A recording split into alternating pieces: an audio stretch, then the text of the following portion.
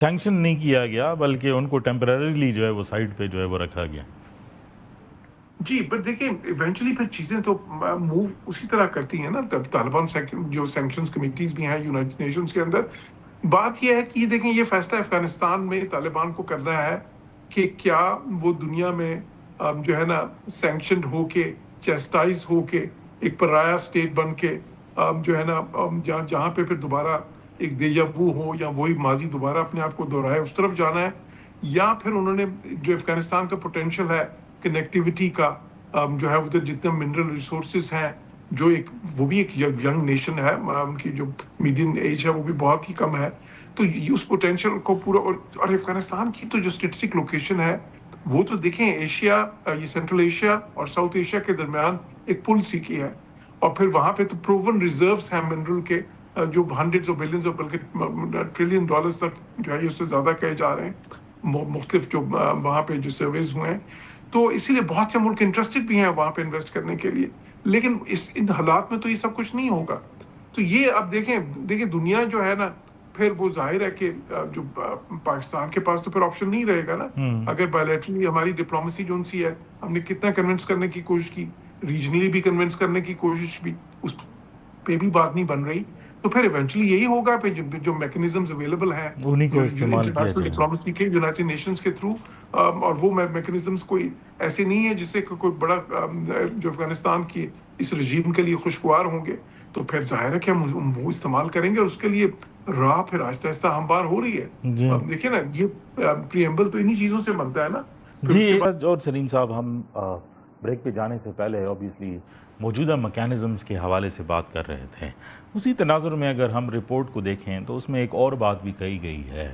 جو trans national terrorism سے related ہے, جس میں یہ کہا گیا ہے کہ جو ساحل اور ناردرن افریقن ریجن میں القاعدہ کی آف شوٹ ہے الشباب, اس کا ایک ڈیلیگیشن بھی افغانستان جو ہے وہ آیا, اور انہوں نے جو ہے طالبان کی سینئر لیڈرشپ سے جو ہے وہ میٹنگز جو ہے وہ کی ہیں.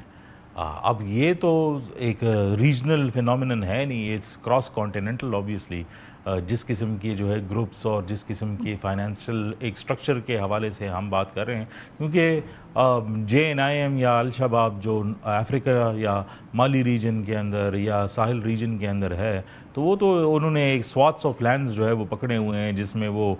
سارے جو آف شوٹس ہیں القاعدہ کے ان کو بھی جو ہے وہ مالی مدد بھی فراہم کرتے ہیں اور ہیومن ریسورس بھی جو ہے وہ پرووائڈ کرتے ہیں. لیکن یہ پہلی بار 5 سالوں کے اندر کوئی ٹھوس بات جو ہے اس لحاظ سے سامنے آئی ہے. اس سے پہلے ہم جو پروپیگنڈا لیول پر تھے وہ ویڈیوز دیکھتے تھے جس میں افریقہ کے اندر کوئی شخص جو ہے وہ پشتوں میں جو ہے وہ بات کر رہے ہیں اور اپنے آپ کو افغانستان سے جو ہے وہ انٹروڈیوس کر رہا ہے. لیکن یہ فرسٹ ٹائم جو ہے یونائٹڈ نیشنز نے ایسی رپورٹ میں جو ہے انکشاف کیا ہے کہ فزیکلی لوگ جو ہے وہ ٹریول کر کے جو ہے وہ آئیں. جی دیکھیں بالکل آپ نے صحیح کہا, اور ایگزیکٹلی میں یہی بات کر رہا تھا کہ 90s میں بھی تو یہی ہوا تھا کہ پوری دنیا کی جو ٹیررسٹ آرگنائزیشنز ہیں اس وقت تو القاعدہ کی وجہ سے تو مسئلہ ہوا تھا اس وقت. اب القاعدہ جو ہے وہ ان کے ایکشنز تھے اور ان کو پناہ انہوں نے دی ہوئی تھی. اب اسی طرح اب القاعدہ کے آف شوٹس ہوں اور القاعدہ بھی ری ایمرج کر رہا ہے افغانستان میں. پھر بالکل آپ نے جو شباب کا ذکر کیا, اور پھر دیکھیں اس کے آئیسس جو کے ہے بہت سی آرگنائزیشن جس وقت جو ہیں وہاں پہ, کیونکہ اب جہاں پہ بھی اس قسم کا ویکیوم کریٹ ہوتا ہے گورننس کی وجہ سے ہو یا جہاں پہ بھی اس قسم کا کنڈیوسیو انوائرمنٹ ملے ٹیررسٹ آرگنائزیشنز کو, تو وہ ظاہر ہے کہ وہ تو پھر وہیں پہ جمع ہوتی ہیں جہاں سے وہ آپریٹ کر سکیں, اور وہاں پہ وہ اپنا سمجھ لیں کہ اپنا مرکز بنا کے اور وہاں سے وہ اپنی ایکٹیویٹیز جو جہاں پہ بھی وہ کرنا چاہیں کر سکیں. لیکن دیکھیں اس کا نقصان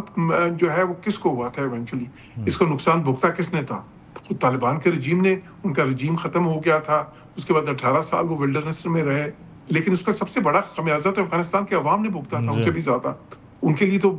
وہ 20 سال جو ہیں